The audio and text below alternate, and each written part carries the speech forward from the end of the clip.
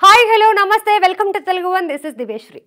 Cinema తారల వ్యక్తిగత విషయాల గురించి వినేందుకు అందరూ ఆసక్తి చూపిస్తారు. అది వారి ప్రేమ కావచ్చు, పెళ్లి కావచ్చు. అందులోనూ ఏ సినిమా జంటైనా విడాకులు తీసుకుంటోంది అంటే ఇక మీడియాలో రచ్చే జరుగుతుంది.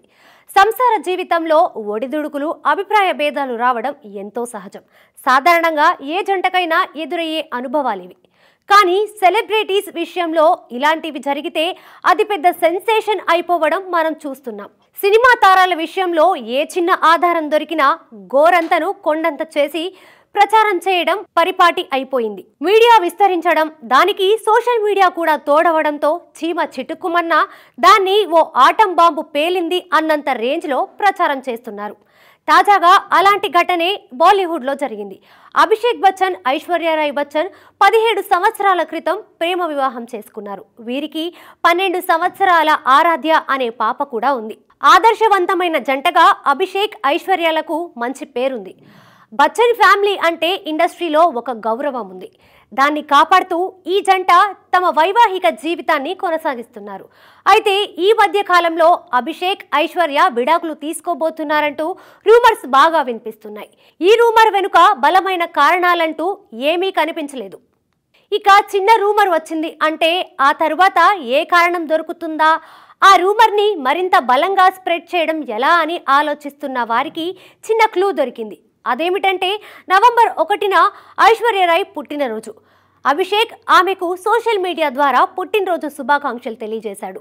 ఐశ్వర్య 50వ పుట్టినరోజు వేడుకకు బచ్చన్ ఫ్యామిలీకి సంబంధించి ఎవరూ హాజరు కాకపోవడంతో ఈ పుకారుకు మరింత బలం చేకూరింది. దీనికి తోడు 2 సందర్భాల్లో అభిషేక్ తన వివాహ ఉంగరాన్ని ధరించకపోవడంతో ఈ ఊహాగానాలకు మరింత బలం చేకూరింది. అంతేకాదు, అమితాబ్ బచ్చన్ తన ఇన్స్టాగ్రామ్లో అన్ఫాలో చేశారని మీడియాలో వార్తలు రావడంతో వారి కుటుంబంలో విభేదాలు ఉన్నాయన్న న్యూస్ బాగా స్ప్రెడ్ అయింది.